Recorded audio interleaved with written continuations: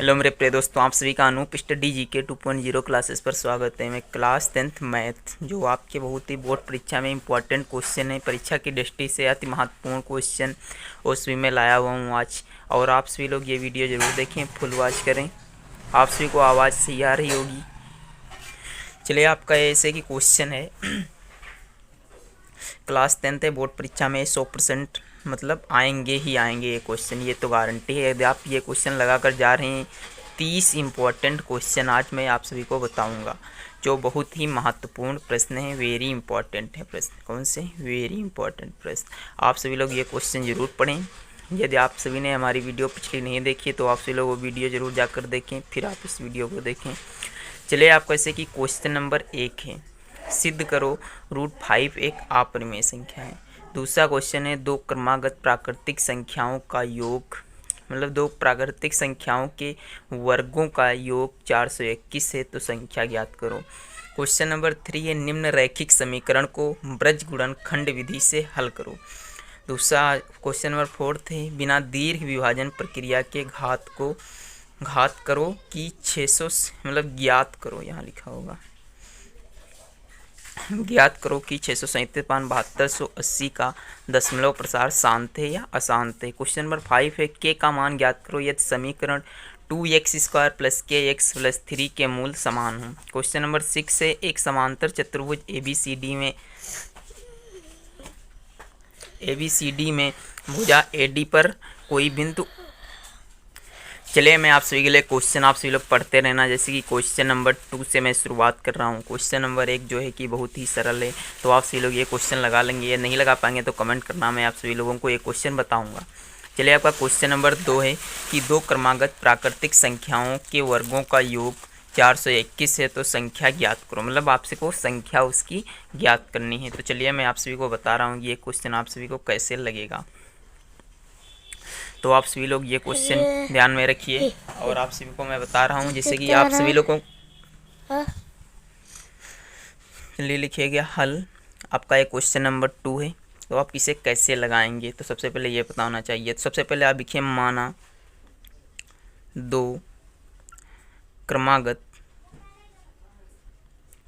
प्राकृतिक संख्या, कौन कौन सी हैं प्राकृतिक संख्या है? आपकी प्राकृतिक संख्या है x, x+1। मानने को क्या है, आप xy भी मान सकते हो, बट आप x और x+1 ये इसलिए मानेंगे। यदि आप x = 1 रखेंगे तो ये आपका 2 प्राप्त होगा, यानी आप x की जगह पर 1 रखेंगे तो इंद्र आपको 2 प्राप्त होगा। तो इस प्रकार से आपको क्रमागत संख्याएँ प्राप्त होती रहेंगी। फिर यहाँ पर लिखा हुआ है प्रश्नानुसार। आप सभी लोग ये वर्ड जरूर यूज करें, क्या? प्रश्नानुसार, प्रश्नानुसार। ठीक, तो आप सभी लोग ये वर्ड जरूर यूज करें। तो प्रश्नानुसार, आप सभी लोग हैं प्रश्नानुसार। प्रश्नानुसार में कहा गया है कि संख्याओं के वर्गों का योग, यानी वर्ग जब करेंगे तब आपको योग कितना प्राप्त होगा। चलिए देखिएगा, x², फिर कौन सा प्लस x+1 का होल स्क्वायर बराबर में कितना है? 421। कितना है? 421 है। तो आप सभी लोग अब इसे क्या कहा जाए, जिससे कि आप लोगों को पता होगा आपको इसमें अब क्या करना चाहिए। तो देखिएगा, आपको इससे क्या करना चाहिए, 2 से गुणा करने पर। क्या करेंगे आप? 2 से गुणा करने पर नहीं, 2 से गुणा नहीं करना, आपको इसे हल करना है। क्या करना है? हल। x² प्लस इसका a+b का होल स्क्वायर सूत्र आप लगा दीजिए, यानी a² + b² + 2ab यानी 2x बराबर में 421। तो आप इससे अब हल कर सकते हो। x² होता है आपका 2x² प्लस 2x, और आप इसे 421 यानी 1 माइनस का 421 बराबर इधर आपका बचेगा 0। तो आप इसे अब हल कर सकते हो।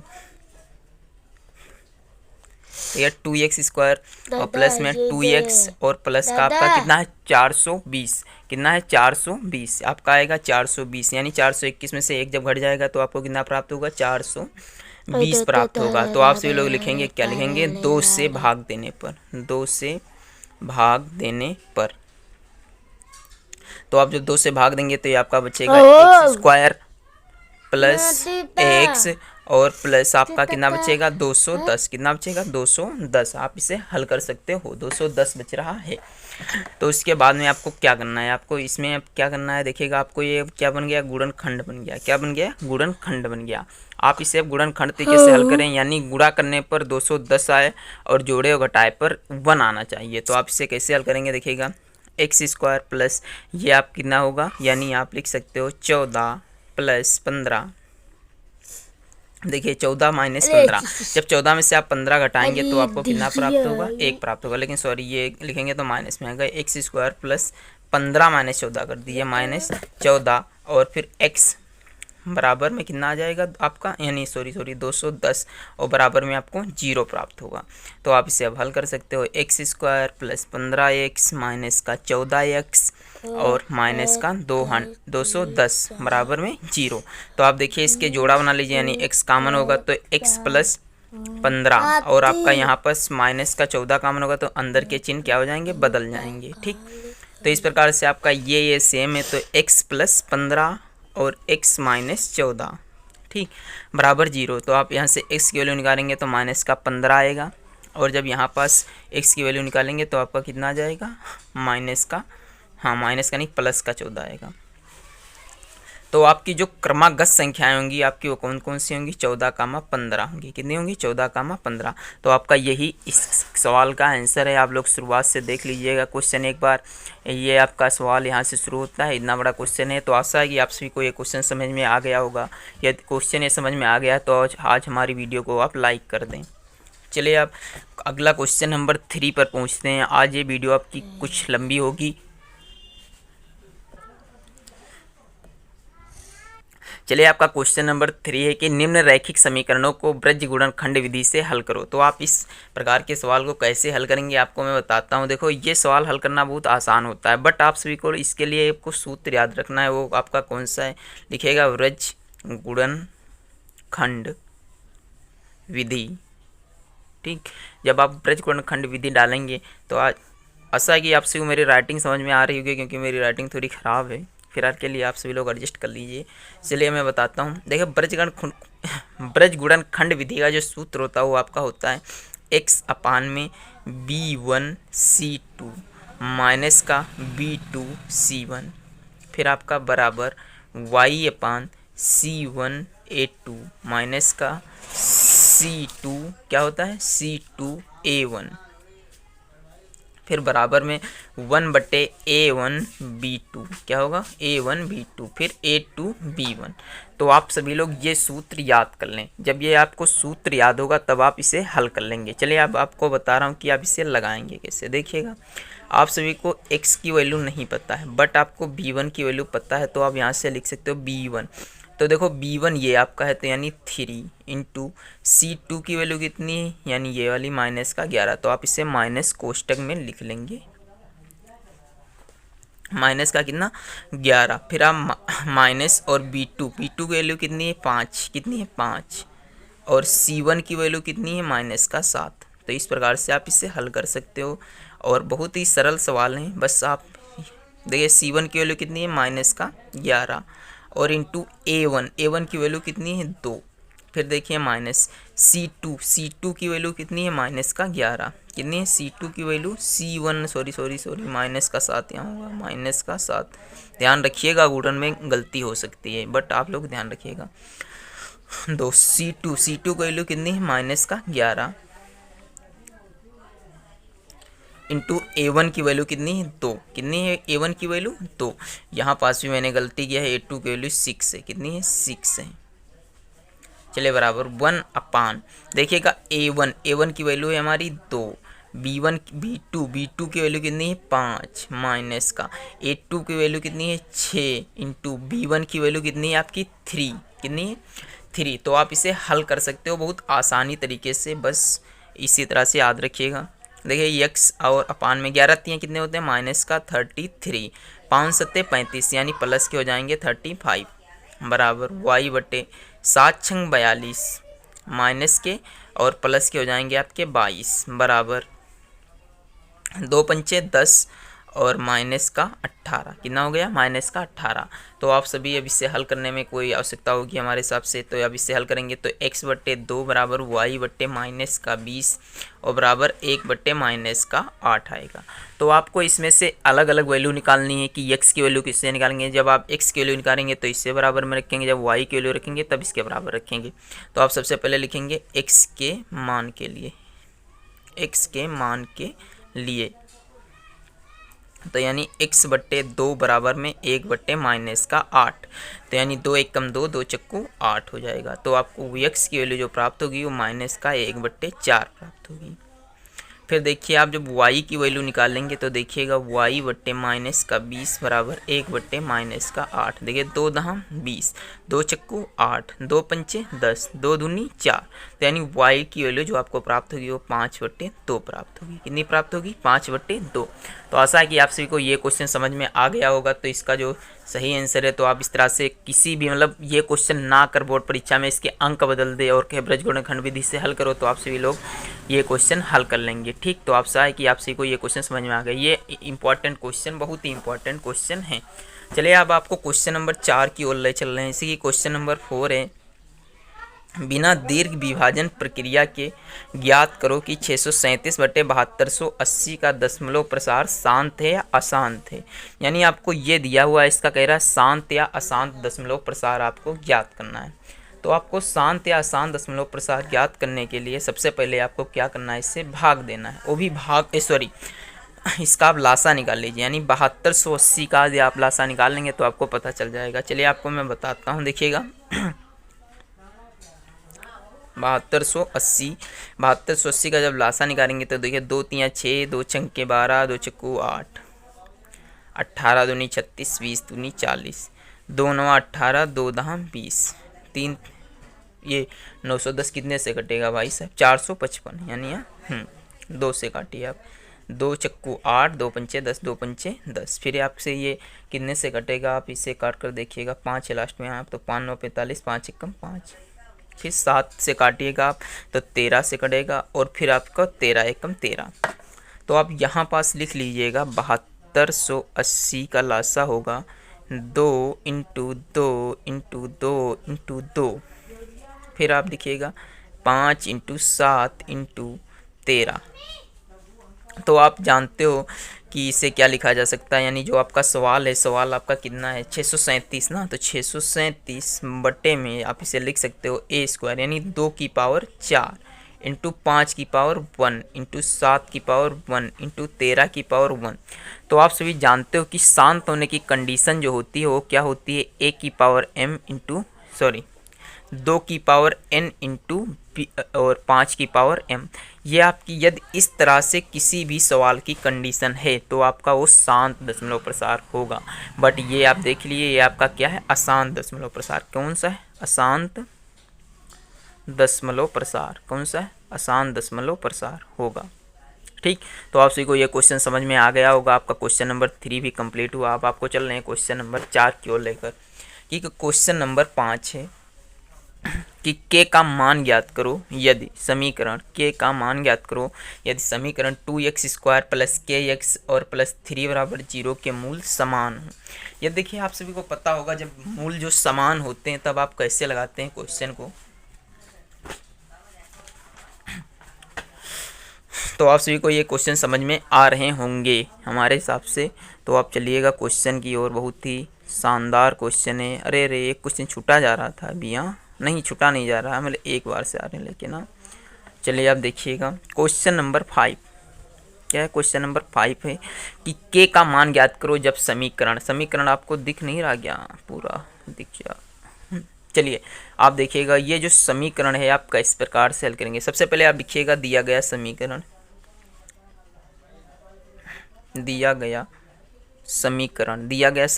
कितना है। आप सभी लोग पेपर में से ब्लू और ब्लैक पेन का ही यूज करें, रेड पेन का बिल्कुल ना यूज करें। 2x² प्लस kx और प्लस का है 13 बराबर में 0, 13 नहीं है 3 है ना, देख लें बुक में जरा देखिएगा। 3 है, कितना है 3। अब देखिए यहाँ पास ए बराबर कितना है 2 और बी बराबर कितना है के और सी बराबर कितना है 3। ये आपके कंडीशन में दिया हुआ है कि ए बराबर कितना है और बी बराबर कितना है और सी बराबर में कितना है।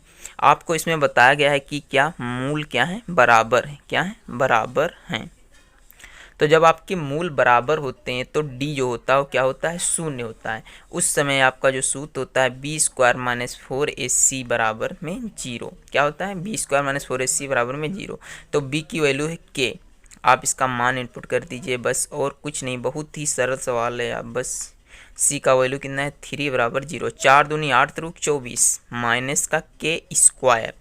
आप इसे देखिएगा, जब इसे हल करेंगे के बराबर निकालेंगे तो रूट का आता है 24, और रूट 24 का मतलब होता है ये कि के बराबर में under root 2 into 2 into 2 into 3। तो आपसे ये 2 बाहर निकल आएगा, यानी के बराबर 2 रूट में 6। यही आपका आंसर है, यानी के की वैल्यू 2 रूट 6 है। तो आपसे इस प्रकार के क्वेश्चन तो बोर्ड परीक्षा में पूछता ही जरूर है, जरूर पूछेगा। तो आप सभी लोग इस प्रकार के क्वेश्चन बिल्कुल ना छोड़ कर आएँ। हम इस तरह बारीकी से आप सभी को समझा रहे हैं। यदि अब भी नहीं समझ में आ रहा है तो आप लोग हमारी वीडियो को दोबारा देखें, आप सभी को ज़रूर समझ में आ जाएगा, क्योंकि मैं एक एक क्वेश्चन और एक एक गुणा भाग बताता हूं, जिससे कि आप सभी को आसानी से समझ में आ सके। तो आपके क्वेश्चन नंबर 5 पूरे हुए। चलिए आपको मैं क्वेश्चन नंबर 6 की ओर ले चल रहा हूँ। क्वेश्चन नंबर जो 6 है वो क्या है आपका, एक तो चलिए आपका एक क्वेश्चन नंबर 6 से एक समांतर चतुर्भुज है। कौन सा है, एक समांतर चतुर्भुज ABCD में भुजा AD पर कोई बिंदु E है तथा BE, CD F पर प्रतिच्छेदित करती है, तो सिद्ध करो कि कोण ABE कोण CFB होगा। चलिए आप ये सवाल देखिएगा, मतलब कह रहा है कि एक सवाल आप सभी लोगों ने पढ़ा है, सवाल की एक समांतर चतुर्भुज ABCD में भुजा AD पर कोई बिंदु E है तथा BECD को F पर प्रतिच्छेदित करती है, तो सिद्ध करिए कि त्रिभुज ABE सर्वांगसम है त्रिभुज CFB के। तो आपको ये सवाल हल करना है, तो आप कैसे हल करेंगे चलिए आपको मैं बता रहा हूँ। चलिए देखिएगा, सोल्यूशन SOLUT, देखिएगा सोल्यूशन आप इसे किस प्रकार से लिखेंगे। सबसे पहले आप एक समांतर चतुर्भुज बनाइए। तो देखिए समांतर चतुर्भुज जो होता है वो इस प्रकार से आपका बनता है। ये आपका एक क्या है, समांतर चतुर्भुज है। तो इसकी भुजाओं का नाम आप कुछ भी दे सकते हो, जैसे ABCD, ठीक। तो आपको इसमें बताया गया है कि ई भुजा पर इसे क्या करता है, प्रतिच्छेदित करता है। तो आप एक इनर रेखा खींच लीजिए, यहाँ तक बढ़ा लीजिए और इस बिंदु का नाम रख दीजिए आप ई। फिर कह रहा है कि जो है कि 20 एक प्रतिच्छेदित करता हुआ एफ से इसे ई पर एक कोण बनाता है। तो आप देखिए ये एक कोण बन गया, और ये यहाँ पास प्रतिच्छेदित करता है, इसे एफ कह दीजिए, क्योंकि आपके क्वेश्चन में कहा गया है ABCD में भुजा AD पर कोई बिंदु ई है। तो देखिए आपका जो AD भुजा है इस पर कोई बिंदु एक ई हो गया। फिर उसमें आपसे कहा गया है कि तथा BECD को F पर प्रतिच्छेदित करता है, यानी जो BE है ये आपकी भुजा एक, देखिएगा ये जो BE भुजा है इसे F पर देखिए क्या कर रहा है, प्रतिच्छेदित करता है।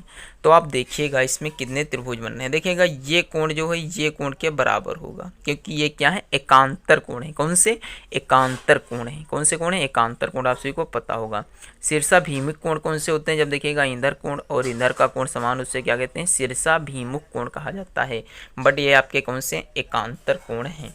कौन से कोण, एकांतर कोण हैं। तो आप सभी को पता होना चाहिए कि समरूपता किसे कहते हैं। देखिए जब दो कोण समरूप हो तो उसे हम क्या कहते हैं, समरूपता कहा जाता है। यदि आप इसमें दो कोण समान दिखा दें तो आपका ये समांतर चतुर्भुज सिद्ध हो जाएगा। चलिए मैं आप सभी को उत्पत्ति से ले चल रहा हूँ, जैसे कि उत्पत्ति देखिएगा, जैसे कि आपका सवाल है कि त्रिभुज ABE तथा त्रिभुज CFB में देखिएगा आपके एक त्रिभुज कौन कौन से बन रहे हैं। आपका त्रिभुज एक बन रहा है ABE, एक त्रिभुज ये आपका बन रहा है, देखिए ABE। तो आप लिख लीजिएगा त्रिभुज ABE में। फिर आपसे क्या कह रहा है, एक और त्रिभुज बन रहा है, वो कौन सा बन रहा है, यानी CFB। कौन सा बन रहा है, CFB। तो यानी आपके दो त्रिभुज बन रहे हैं, एक ABE और एक CBF। ये आपके कौन से दो त्रिभुज बन गए हैं। अब देखिए ए समरूप दो कोण समरूप हों, जब आपके मतलब समरूप त्रिकोण हों, कौन से समरूप कोण होंगे तो आप एकांतर कोण से मतलब समलंब चतुर्भुज दर्शा सकते हैं। तो आप देखिएगा इसमें कोण ए ई बी, कौन से कोण, कोण ए ई बी, जो आपका ये कोण ए ई बी है ये किसके बराबर होगा, कौन से कोण के बराबर होगा, सी बी एफ, यानी सी बी एफ।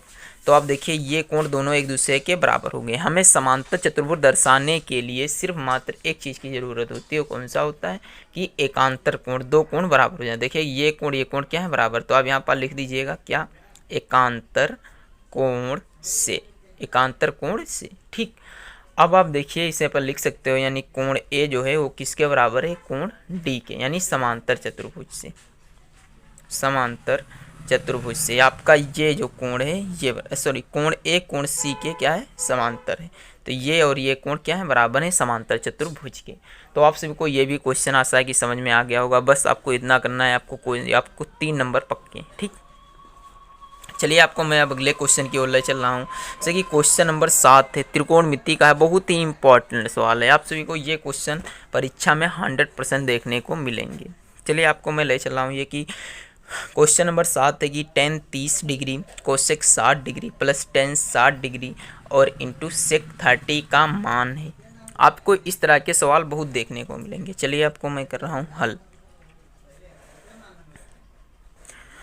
देखिए tan 30 का मान कितना होता है, tan 30 का मान होता है 1/√3। कितना होता है, 1/√3।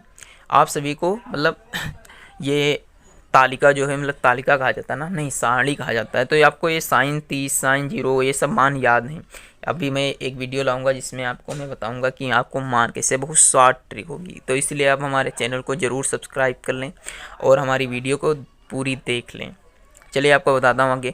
कोसेक 60 अंश का मान कितना होता है। देखिए आपको साइन 60 अंश का मान पता है, कितना होता है, √3/2। कितना होता है, √3/2 नहीं, 2/√3 होता है। तो आप इसमें भी लिख सकते हो, यानी कोसेक 60 अंश का मान होगा 2/√3। फिर आप देखिएगा चिन्ह काय के लगा हुआ है बीच में प्लस का, तो प्लस का लगाइए। अब tan 60 का मान कितना होता है, √3 इंटू, फिर कह रहा है आपसे सेक 30 अंश का मान, तो कोस 30 अंश का मान होता है √3/2, तो आपका इसका होगा 2/√3। तो देखिए इस √3 से ये √3 आपका कैंसिल हो जाएगा। इससे आप जब हल करेंगे तो 2/3 प्लस 2, 3 दूनी 6, 2 8 में कितना आ जाएगा, 3, 8/3 आ गया। तो आप सभी को ये क्वेश्चन बहुत ही इंपॉर्टेंट क्वेश्चन है, आप सभी को ये क्वेश्चन समझ में आ गया होगा। चलिए आपको मैं क्वेश्चन नंबर 6 की ओर ले चल रहा हूँ। क्वेश्चन नंबर 6 फाइनल हो गया ना, और 7 भी फाइनल हो गया। अब आप चलिए क्वेश्चन नंबर 8 की ओर। तो आप सभी को ये क्वेश्चन समझ में आ रहे होंगे, आशा है कि आप सभी को ये क्वेश्चन बहुत ध्यानपूर्वक समझ में आ रहे होंगे। चलिए आपको क्वेश्चन नंबर 8 है, जो बहुत ही इंपॉर्टेंट सवाल है। क्या है, sin 47/cos 33 प्लस 2 tan 45 बराबर 3 आपको सिद्ध करना। देखिए ये सवाल है आपका, इस तरीके के सवाल आपको देखने को मिलेंगे, क्योंकि आपके सवाल सिलेबस में यही चैप्टर है। देखिएगा आपको इस सवाल किस प्रकार से लगाना है, आपको सिद्ध करके लाना है 3। तो कैसे लाएंगे, ये आपका होता है, देखिए 2 साइड होती हैं, ये आपका है RHS और ये आपका है LHS, यानी लेफ्ट हैंड साइड और राइट हैंड साइड। तो देखिए RHS दिया है, LHS लाना है, तो आप लिखेंगे क्या, LHS, यानी या आप RHS भी लिख सकते हो। तो यह लिखेगा LHS लेने पर, नहीं RHS लेने पर, क्योंकि हमें तो ये लेंगे ना लेने पर, और LHS हम लाएंगे सिद्ध करके। तो देखिए कैसे लाएंगे, cos 47 से इधर cos 43 है, तो आप cos 47 sin 47 को काहे में तोड़ सकते हैं। देखिएगा लिख सकते हो आप इसे sin 90 माइनस 43, क्योंकि sin 90 माइनस थीटा बराबर होता है cos थीटा। क्या होता है, cos theta, plus 2 into tan 45 का मान होता है 1। कितना होता है, 2 इंटू tan 45 का मान होता है 1। कितना होता है, 1 होता है। ये लाइट चली गई क्या, चलिए देखिएगा आप इसे अब सिद्ध करना है, 3 के लाना है, तो कैसे लाएंगे। देखिएगा sin 90 माइनस थीटा बराबर होता है cos थीटा, तो हो जाएगा cos 43 में cos 43 डिग्री, और प्लस में आ जाएगा 2 एकम 2, बराबर में लाना है 3। देखिए इससे ये कैंसिल हो जाएगा, यानी 1 और प्लस में 2 बराबर में 3, यानी 3 बराबर 3। आपका RHS इक्वल टू LHS, यानी left hand side and right, ये अति हो गया, क्या हो गया, सिद्ध हो गया, प्रूफ हो गया। चलिए आपको मैं एक क्वेश्चन बताता हूँ, बहुत ही इंपॉर्टेंट क्वेश्चन है, जो कि बहुत ही इंपॉर्टेंट क्वेश्चन है।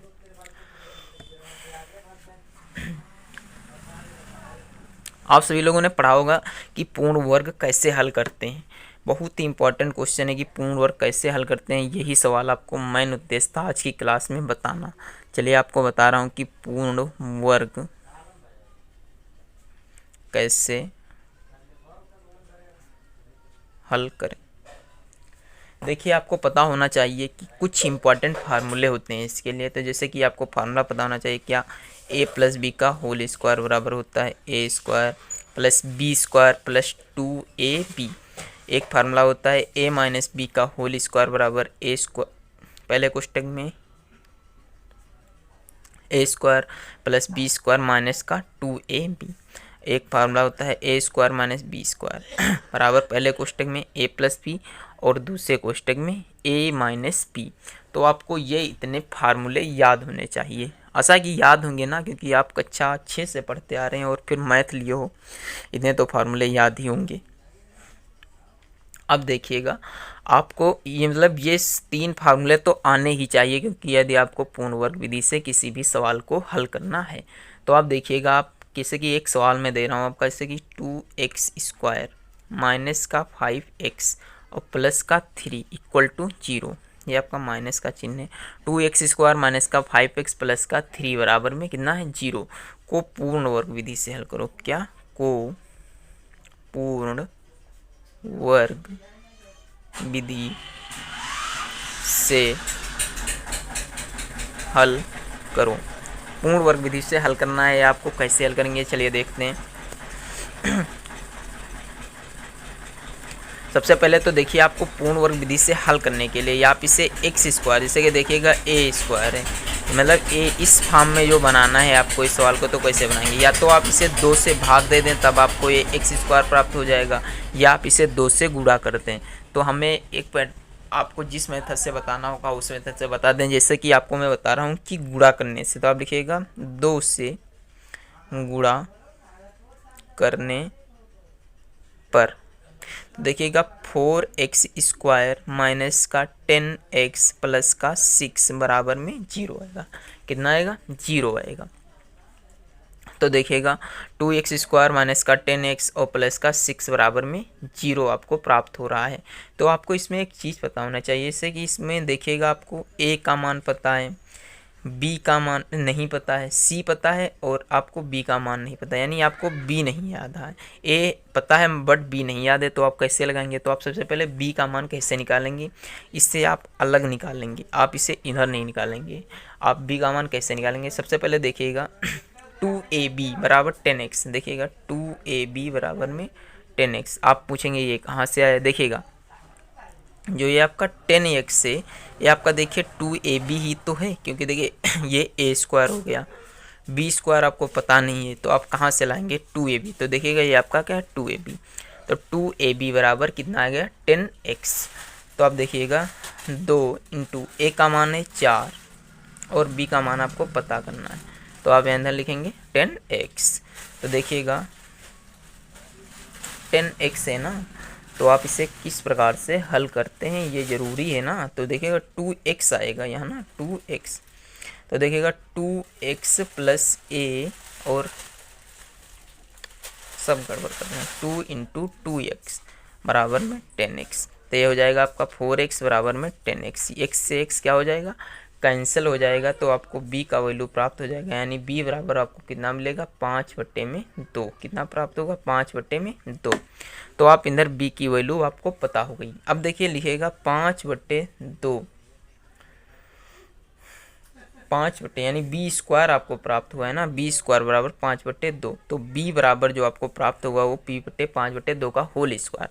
तो आप लिखिएगा 5/2 का होल स्क्वायर को जोड़ने पर, क्या लिखेंगे, जोड़ने पर तथा घटाने पर, तथा घटाने पर। तो सबसे पहले आप इसे जोड़ दीजिए और फिर घटा दीजिए। तो आपका सवाल था 2x², देखिएगा 4x², बट आप इसे 2x² यानी 2x² 2x का होल स्क्वायर माइनस का 10x प्लस का 5/2 का होल स्क्वायर माइनस 5/2 का होल स्क्वायर प्लस का 6 = 0 आ गया।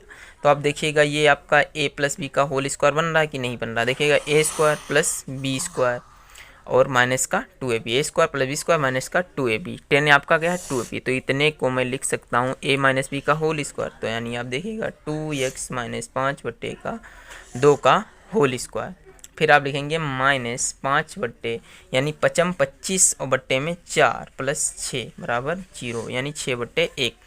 तो आप देखिएगा इसे हल कर रहे हैं जब 2x - 5/2 का होल स्क्वायर माइनस इसका जब लासा लेंगे तो आएगा 4 और जब इसे पूर्ण रूप से हल करेंगे तो आएगा 1। कितना आ रहा है 1। तो देखिए a² और -b का इसे आप किस प्रकार से लिख सकते हैं, देखिए इसे और एक रूप में लिख सकते हो ना, 2x - 5/2 का होल स्क्वायर माइनस 1/2 का होल स्क्वायर। देखिए अब ये बन गया a² - b²। तो आप इसका सूत्र पता है, यहाँ पर लिखेंगे चूंकि a² - b² बराबर पहले कोष्टक में a + b, दूसरे कोष्टक में a - b। तो आप इसे लिख दीजिए बस, यानी 2x कितना लिखेंगे 2x + 5/2 नहीं -5/2, पहले आप लिखेंगे प्लस यानी 1/2, फिर आप इसे लिखेंगे 2x - 5/2 माइनस का 1/2। तो आप इसे अब हल कर सकते हो, बस यही आपका आंसर होगा। क्या होगा, यही आंसर है।